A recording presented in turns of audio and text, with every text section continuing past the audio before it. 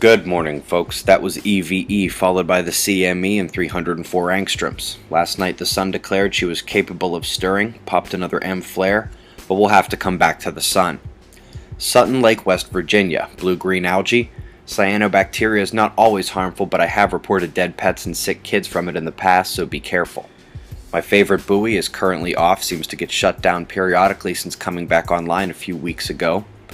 No major quaking in days. Atlantic Ridge took a rumble yesterday and Papua New Guinea is swarming this morning. Eyes there going forward if anything. I seem to remember the Pacific forecasted to be a little weaker in terms of tropical development than the Atlantic. Up till now, however, the only Atlantic storm came from the Pacific, and this makes number 3 out here south of Mexico. Shouldn't be too bad. Quick note for Northern Australia, isolated precipitation will be severe and flooding could result. Let's focus on the power low right in the middle of Canada. She's driving air north all the way from the Gulf, but these lows atop the Rocky Mountains are spreading out our heat and moisture a bit. It means we probably won't have a major convergence line tonight, but we will instead have a very large area under storm watch. Coming to Spaceweather, Russian neutron monitor showing decrease in cosmic rays. Flipping to Bartol, we see spaceship Earth indicating much of the same with a simultaneous drop in the muon count. This can happen when we have severe space weather impact arriving and engulfing our planet. Now today's solar wind shows an easing of impact, but yesterday's interplanetary shock acted as an umbrella or encapsulation of plasma, charged ions, each with a charged force, positive or negative. That plasma acts like a magnetic shield against the cosmic rays. Earth's shield is holding up, by the way, from the impact. We did get worldwide auroral activity.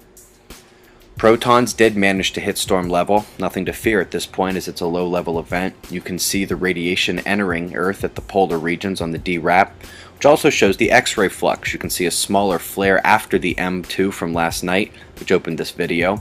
The blue directly under the solar position represents atmospheric energizing by the X-ray flare.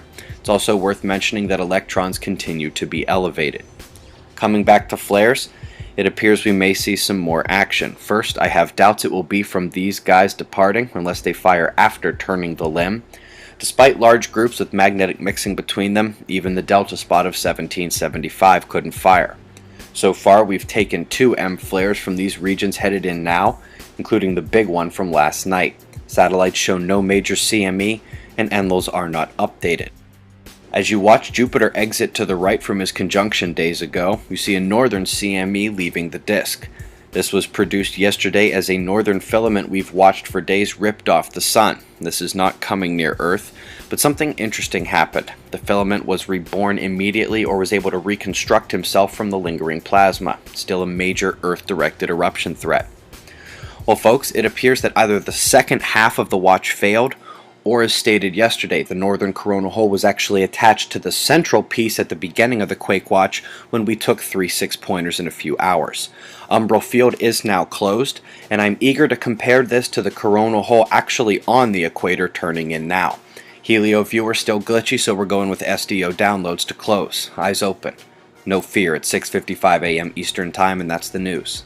Be safe, everyone.